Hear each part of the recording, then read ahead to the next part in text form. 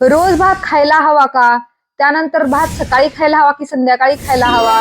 डायबिटीसच्या लोकांनी भात खायला पाहिजे की नाही? त्याच्यानंतर कुठल्या प्रकारचा तांदूळ वापरला पाहिजे? अशा प्रकारचे खूप सगळे प्रश्न तुम्हाला रोजच्या जीवनामध्ये पडत असतात. आणि या प्रश्नाची उत्तरं घेऊन मी आज तुमच्यासोबत आलेली आहे आणि तुम्हाला 100% भात खाल्ला पाहिजे की नाही, भाताविषयीच्या सगळ्या प्रश्नांची उत्तरं या व्हिडिओमध्ये मिळणार आहे. आणि व्हिडिओच्या शेवटी मी अतिशय महत्वाची माहिती तुम्हाला देणार आहे, ज्याच्यामध्ये मी तुम्हाला सांगणार आहे की तुम्हाला भात कशा पद्धतीने बनवायचा आहे, जेणेकरून तुम्ही रोज जरी भात खाल्ला तरी त्याचे दुष्परिणाम तुम्हाला होणार नाहीत. तर चला मग सुरू करूया. पहिली गोष्ट म्हणजे भात खाल्ल्याने नेमकं शरीरामध्ये काय होतं? तर भात खाल्ल्यामुळे तुम्हाला तुमच्या शरीराला कार्बोहायड्रेट जे असतात ना, ते मिळत असतात. आणि कार्बोहायड्रेट जे असतात ते आपल्या शरीरामध्ये ऊर्जा निर्माण करण्याचं काम करत असतात. त्यामुळं कार्बोहायड्रेटची आपल्याला सगळ्यांना गरज असते, परंतु त्याचं एक लिमिट असतं. तर 100 ग्रॅम जो भात असतो त्याच्यामध्ये ऑलमोस्ट 150 कॅलरीज असतात. तर तुम्हाला रोजच्या जेवणामध्ये किती भात खायला पाहिजे? तर तुम्ही रोजच्या जेवणात 1 ते 2 वाटी व्हाईट राईस खाऊ शकता. त्याच्यापेक्षा जास्त राईस तुम्ही खाल्ला तर तुमच्या रक्तातली शुगर जी आहे ना, ती हळूहळू वाढत असते. तर आता मी तुम्हाला सांगते की तुम्हाला कुठल्या प्रकारचा तांदूळ जो आहे ना, तो वापरायचा आहे भात बनवताना. तर तुम्ही जर निरोगी असाल, तुम्हाला कुठल्याही प्रकारचा आजार नसेल, तुम्ही एकदम हेल्दी असाल, तर तुम्ही व्हाईट राईसचा वापर करू शकता. परंतु त्याचं तुम्हाला लिमिट ठेवायचं आहे. जसं मी तुम्हाला सांगितलं की तुम्ही दिवसामध्ये 2 वाटीच्या वर राईस नाही खायचा.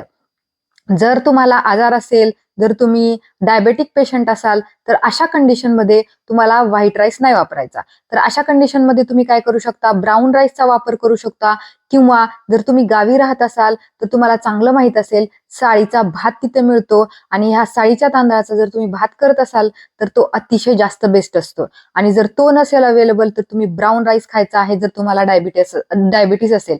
याचं कारण हे आहे की ब्राऊन राईस जे असतो ना, तो जास्त प्रोसेस नसल्यामुळं त्याच्यामध्ये स्टार्चचं प्रमाण जे असतं ना, ते कमी असतं आणि त्यामुळे ते शुगर कंट्रोल ठेवण्यासाठी मदत करत असतं.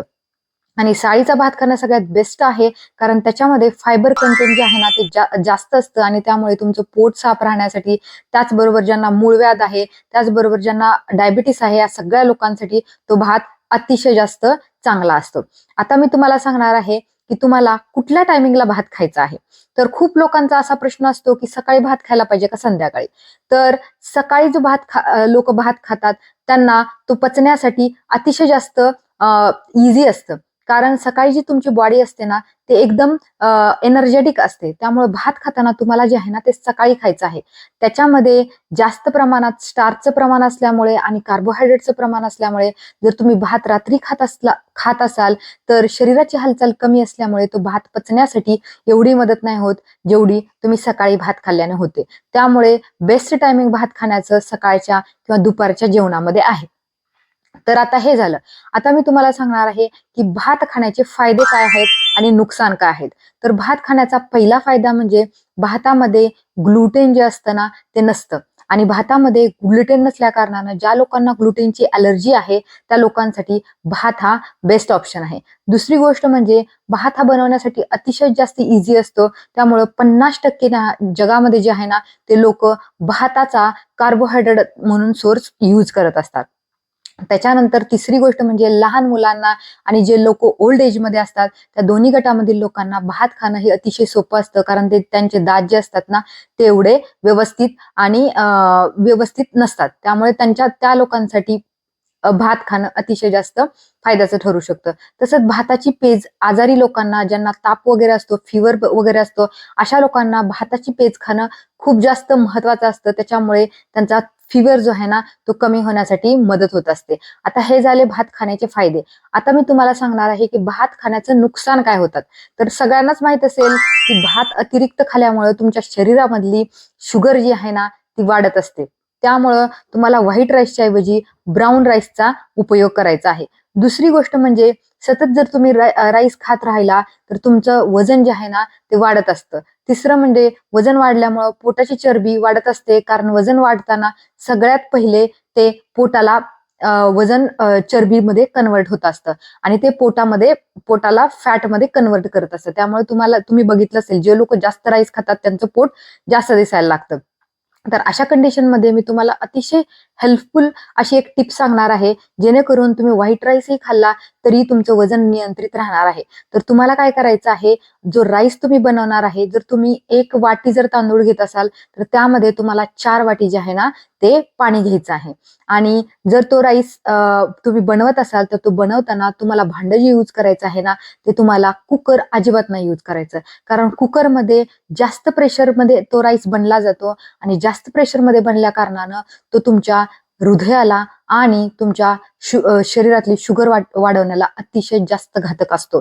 त्यामुळे तुम्हाला राईस बनवताना काय करायचं आहे, पातेल्यामध्ये राईस बनवायचा आहे आणि तुम्ही जो राईस बनवताय त्याच्यामध्ये तुम्हाला अर्धा राईस बनत आल्यानंतर तुम्हाला त्याचं वरचं जे पाणी आहे ना, ते काढून टाकायचं आहे. त्याचं कारण असं आहे, की त्याच्यामध्ये जे स्टार्च असतं ना, ते तुम्ही ते पाणी काढून टाकल्यामुळे त्यातलं स्टार्च कमी होत असतं आणि त्याचमुळे तुमची शुगर जी आहे ना, ती कमी होत असते. तर आता तुम्ही म्हणाल, की पाणी काढून टाकल्यामुळं राईसमधले न्यूट्रिशन व्हॅल्यू जे आहेत ना, ते कमी होतील. तर हो, न्यूट्रिशन व्हॅल्यू तर कमी होतील, पण जे लोकं डायबेटिक आहेत, जे लोकं आजारी आहेत, ज्या लोकांना अगोदरच हेल्थ प्रॉब्लेम आहेत, त्या लोकांनी ते पाणी जे आहे ना, ते ठेवणं त्यांच्यासाठी घातक ठरू शकतं. त्यामुळे तुम्ही राईस बनवताना ते पाणी काढून टाकून जर तसा राईस बनवला तर आणि कुकरमध्ये न राईस बनवता पातेल्यामध्ये जर राईस बनवला तर तो अतिशय उत्तम आणि अशा प्रकारचा राईस तुम्ही रोज खाल्ला तरी तुम्हाला त्याचे दुष्परिणाम होणार नाहीत. तर हे होती भाताबद्दल पूर्णपणे माहिती. तुम्हाला जर माझा व्हिडिओ आवडत असेल तर व्हिडिओला एक नक्की लाईक करा आणि चॅनलला सबस्क्राईबही करा. तर चला मग भेटूया अशाच एका चांगल्या आणि हेल्पफुल व्हिडिओमध्ये. Till then